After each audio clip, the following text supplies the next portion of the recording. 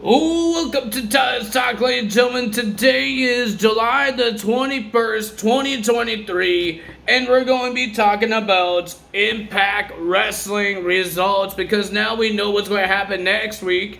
Trinity and Dani Luna, I believe she's the manager of the subculture. I think so.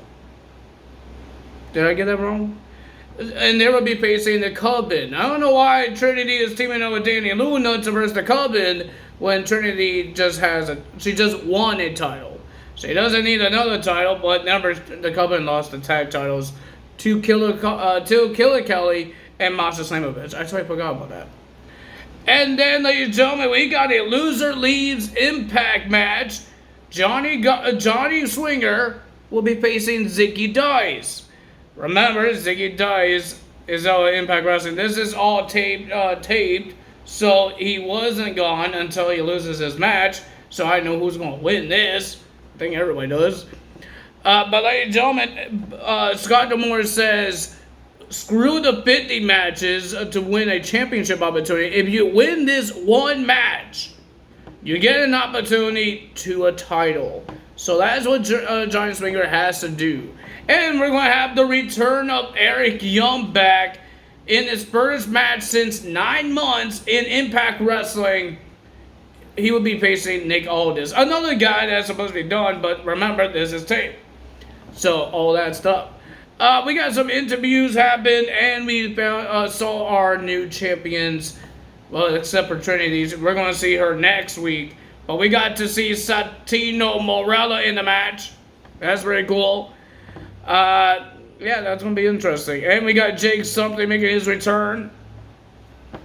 So we got Scott D'Amore coming out, and he announces that he is back as the Authority. He's back as being the boss.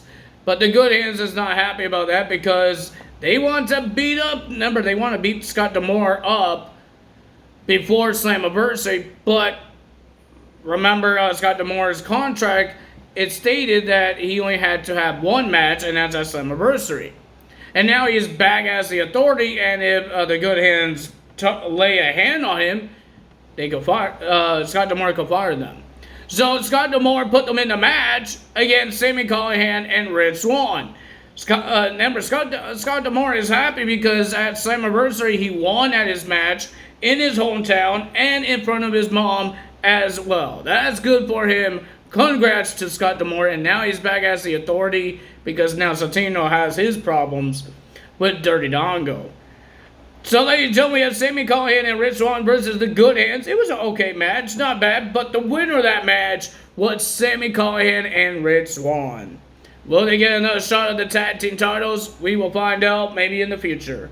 Then we had Jake Something making his return to Impact Wrestling. We'll be versing Kevin Knight. And it was a pretty decent match, not bad. Do I miss Jake Something in Impact? He's okay. He's just another big guy, so he's not a high flyer. I wish he was. But the winner of that match was Jake Something. So I hope anyone could answer this question. Did Jonathan Gresham just quit because of rules? Well, no rules. Because the exhibition has no rules.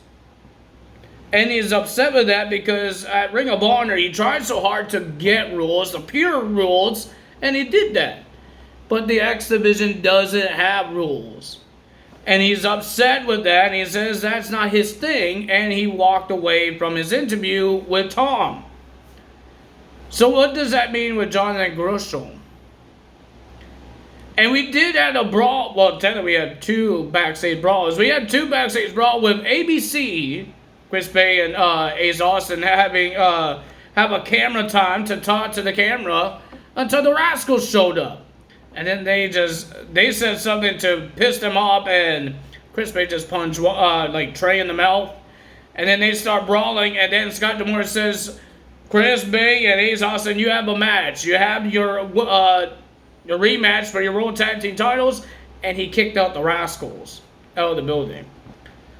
So that's interesting. And then we had the wife and the husband, Frankie Kazarian and Tracy, versus Alicia Fox and Eddie Edwards in a backstage brawl because Alicia Edwards has a big mouth saying that she's the better woman, the better wife, and Tracy got in the face, and they start shoving each other. Then they start the brawls.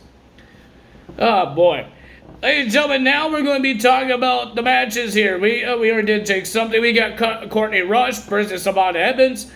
Too many interference. Jody Thread changed that by kidnapping Jay Vidal. She picks him up and carries him to the backstage until the match is over. And when the match is over, Giselle and Savannah Evans was checking the backstage. Where are they? They bump into the new tag team champions. And then Jody Thread just puts Vidal down, saying, "Don't let this happen again." The winner of that match was Courtney Rush because of the Jody Thread's distraction by taking Vidal. So that's interesting. Then we had Dirty Dongo versus Santino Marella. And ladies and gentlemen, the winner of that match was Dirty Dongo because of some guy was wearing a mask. He looked like a SWAT guy.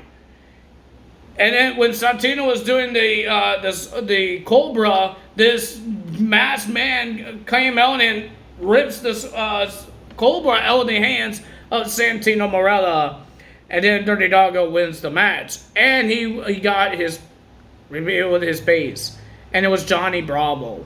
The guy that did the same thing, teaming up with Johnny Impact, now he's doing it again with Dirty Dongo. He made it weird by when he was wiping the abs of Dirty Dongo with the Cobra. Why were you touching his abs? What is wrong with you, Johnny Bravo? Then we have Subculture versus ABC for the World Tag Team Championships. It was an awesome match, but ladies and gentlemen, the winner of that match was Subculture because of the help of the Rascals. They got back in the building and cost the tag team titles for the ABC once again. And then, ladies and gentlemen, we got the updates for Josh Alexander. Is he back? Is he going to come for the world title? And yes, he is now officially cleared to be in ring now. And then he says he's coming back for the world championship until Alex Shelley came out. He had some words and saying that he lost to Josh Alexander, but he beat Steve Maclin. And now, is Josh Alexander entitled to a title shot because he did not lose it? Remember, he has to vacate that title. He did not defend it at Hard to Kill against Steve Maclin. No, wait, I don't think it was Hard to Kill. I think it was like Rebellion. I think it was. Was it Rebellion? I forgot what the pay-per-view was. I think Hard to Kill was Bully Ray versus Josh Alexander. And it was supposed to be Josh Alexander versus Steve Maclin at Rebellion. But it didn't happen.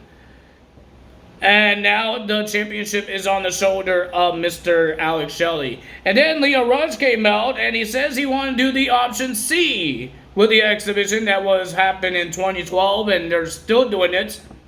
Remember when Austin Aries wanted to do the option C to cash in his X Division championship for a shot of the world title? That's what Leo Rush wants to do.